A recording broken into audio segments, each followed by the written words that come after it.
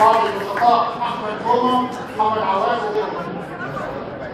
مساء الخير. في البدايه احب ان اذكر الساده الحضور انه المؤتمر النهارده كان علشان التضامن مع الشباب اللي ضحى وخاطر انه يقف قدام الامن المركزي علشان على ما كنا نعتقد علشان قضيه مش قضيته، لكن هم اثبتوا انها قضيتهم لانها قضيه مصريه.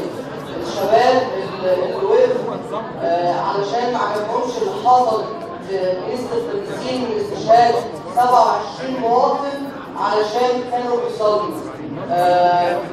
وانا يعني بأسف انه النهارده يبقى المؤتمر حوالين القضيه دي، وخليني استخدم المنصه انه من حق الشهداء القديسين علينا ان احنا نوقف لهم دقيقه حداد ذكرى ليهم.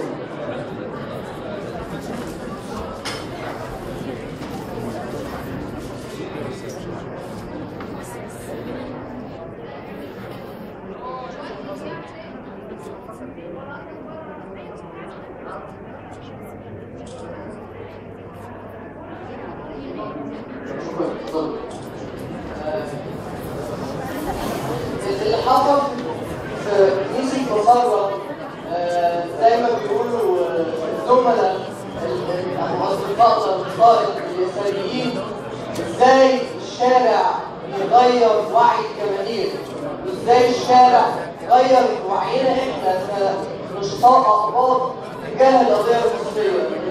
قضية مسرة اللي كانت فعلا صمام حقيقي لثورة 25 اللي ادت القضية الحقيقية للمسيحيين انهم ينزلوا.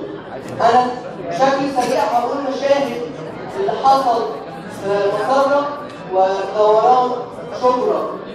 كلنا نفتكر الكتاب الشهير اللي ما زلنا للاسف بعد 25 يناير بنردده، وهو مهما جرالي ومهما حصل لي عارف لسه رايح اصلي. واللي انطقه الزميل اللي يحضرنا اليوم احمد نومه، وطلعنا بعدها من دوران شبرا في مظاهرات كبيره جدا كانت اول مفتاح للتحركات الامنيه داخل الاحياء الشعبيه اللي الامن المركزي فعلا ما قدرش يسيطر علينا فيها، وادتنا الرؤيه للتحركات وخريطه التحرك يوم 25 و 28 يناير. الاعتصام قدام كنيسه مسرة كان مسيحيين عندهم احباط وعندهم غضب وعندهم استياء من الهجوم عليهم بسيطهم. خليني اقول بشكل صريح، ما كانوش كمسيحيين طيبين يشوفوا حد مسلم، لان النظام كان موصل لهم انه العامل ده المسلمين اللي واقفين ضدكم في مصر وعايزين يطلعوكم بره. في اللحظه دي واحنا قاعدين في الاعتصام دخل علينا الزملاء اعضاء حركه شباب دخل علينا الحريه اللي اذكر منهم محمد ناجي، مصطفى شوقي، مصطفى محي، وعماد محمد عاطف. افتكر انه كانوا المسلمين ما كانوش عايزين المسلمين يدخلوا معاهم الاعتصام اللي هم شايفين ان هم السبب. افتكر الزميله ارجل بنت في مصر مشمشه ايمان لما دخلت وهدفت وقالت عنده مريم زي فاطمه تبقى دي هي المواطنه. ازاي وعي الجماهير في شارع مسرة كله اتغير تجاه المسلمين الموجودين، وازاي المسلمين اترفعوا الاكتاف في الانتخابات، وازاي احنا كنا المسيحيين بيدافعوا عن المسلمين على اساس انهم ضيوف عليهم ويجب حمايتهم من الامن المركزي. اذكر كمان مشهد محمد ناجي وبطرس في المشهد اللي ابدع اعتصام مسرة. احد الهجمات الامن المركزي على الاعتصام مسرة اصيب بطرس شاب عنده 16 سنه، وقع في الارض. كان ماسك محمد ناجي متهم بالقضيه. بطرس كان زعلان جدا وغضبان جدا وقاعد بيعيط بيقول هم بيعملوا معانا كده ليه؟ هم بيكرهونا كده ليه؟ هم يعني ملوش العيد حتى العيد مش يعني مش عايزيننا نحتفل بيه. هو ايه كل ده؟ وكان جواه غضب شديد جدا وقعد يعيط.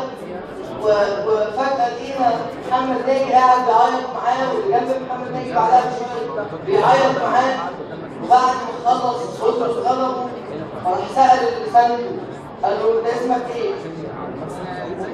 المشهد ده خلانا كلنا لحظة نقول محمد ناجي قال له انا اسمي محمد وقام بطرس خاطر الحضن وقال له ده انت اخويا. المشهد ده كان له رد فعل وقت الدخول للاسف احد الاباء اللي كان بيقول انه النشطاء المسلمين داخل الاعتصام جايين يحاولوكم ضد النظام بمصالح شخصيه واهواء شخصيه.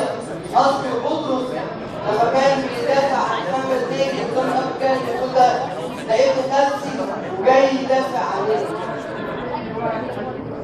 اعتصام مفرغ غير في وعي آلاف كتير من الشباب الأعضاء اللي خلاهم يقدروا يتحركوا فعلا في مظاهرات 25 يناير.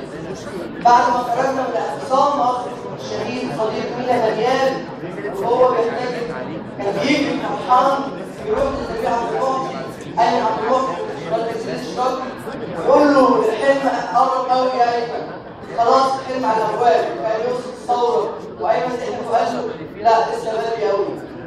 مينا دانيال قال له لا انتوا بتحلموا الناس دي اللي نزلت النهارده تنزل اكتر كتير خصوصا في مسلمين معاهم والحلم قرب. واحنا شفنا الحلم كان بعدها 22 يوم بالظبط. شكرا.